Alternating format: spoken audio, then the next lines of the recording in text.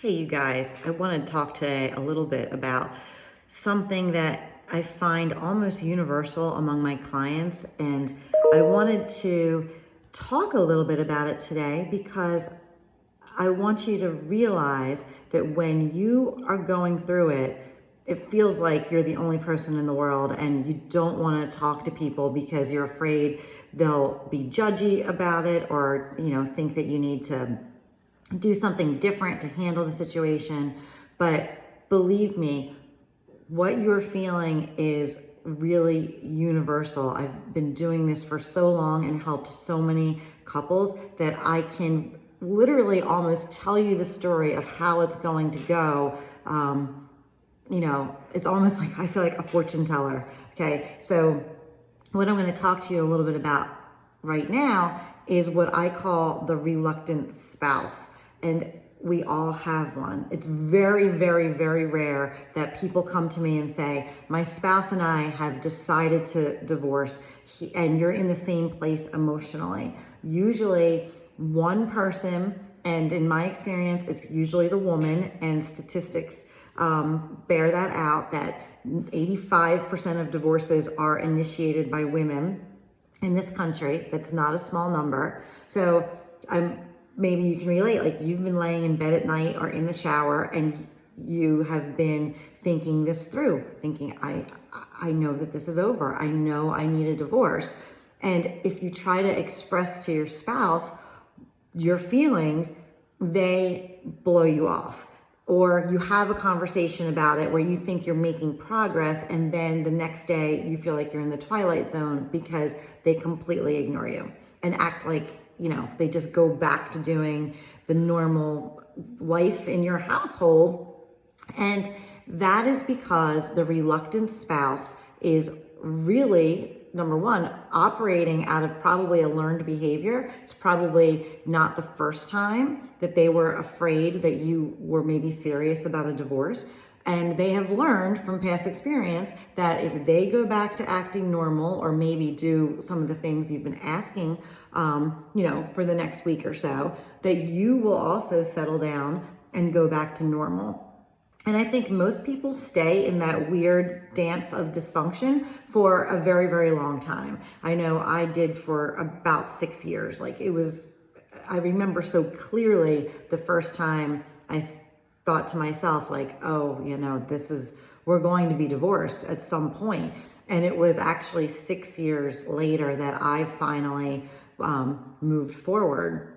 But this pattern is so predictable. So I want to talk to you for just a couple minutes about it so you recognize it. And maybe it's going to sound familiar to a lot of you, right? So maybe there's a blow up fight, or maybe it was a very rational conversation where you said, I really think it's time that we end this. We're clearly not happy. A lot of people come to me and say, we haven't had sex in 10 years. We've been in separate bedrooms for 5 years. We literally are just roommate co-parents, right?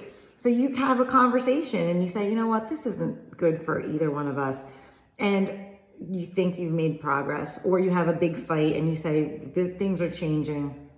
Everybody goes off to bed. The next day, he acts as if nothing happened. There was no conversation. Okay. So that's the first thing that happens in this pattern, right?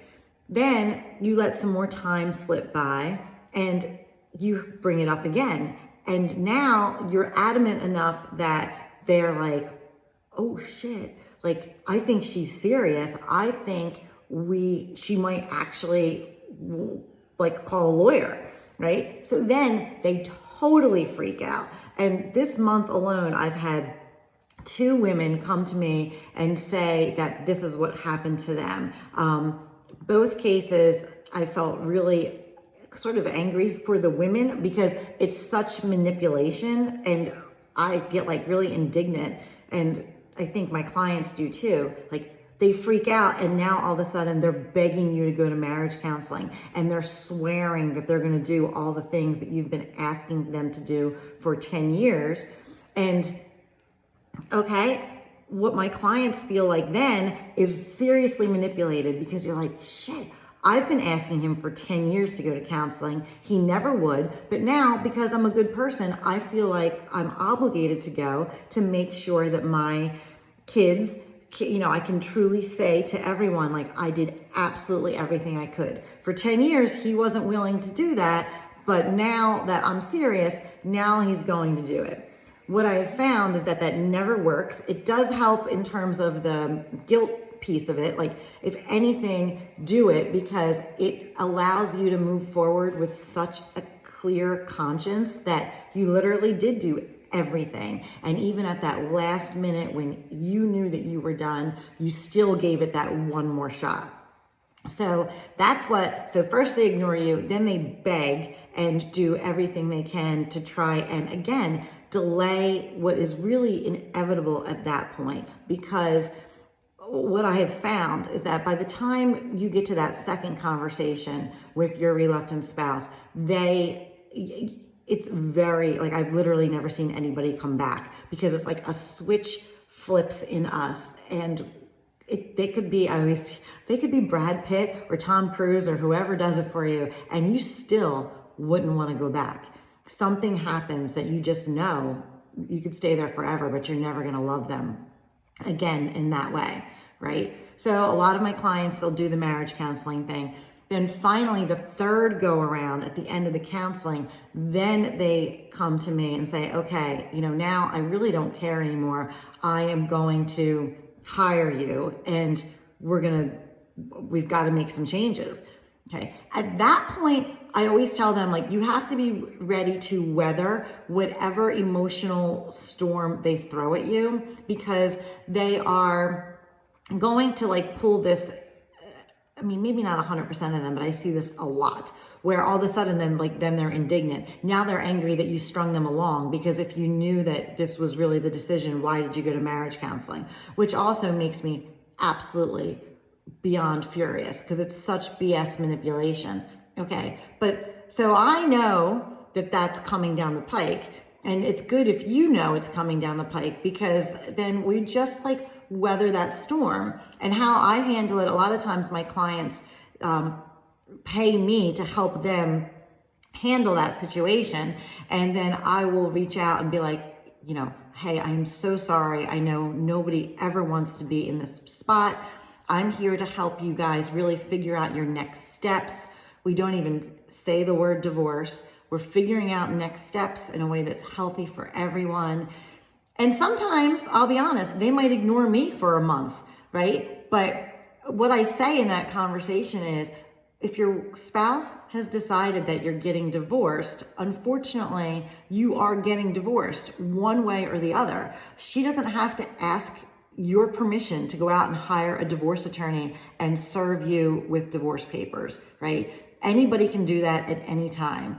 She doesn't have to ask your permission to hire me. And you can choose to tell me to go pound sand, but she's just going to hire a divorce attorney then. At least doing it this way, we want to preserve your family ties. We want to make sure that things are calm and moving at a slow pace that people can emotionally adjust to, right? And so the last stage, after you or I have that conversation with your spouse, like, I'm really sorry, but this is happening, we give them time to sort of process. You do your thing, you prepare, you start thinking what's coming next. They will catch up. And 100% of the time, they do catch up, because they start to realize, hey, we are happier. I do see a different version of my life.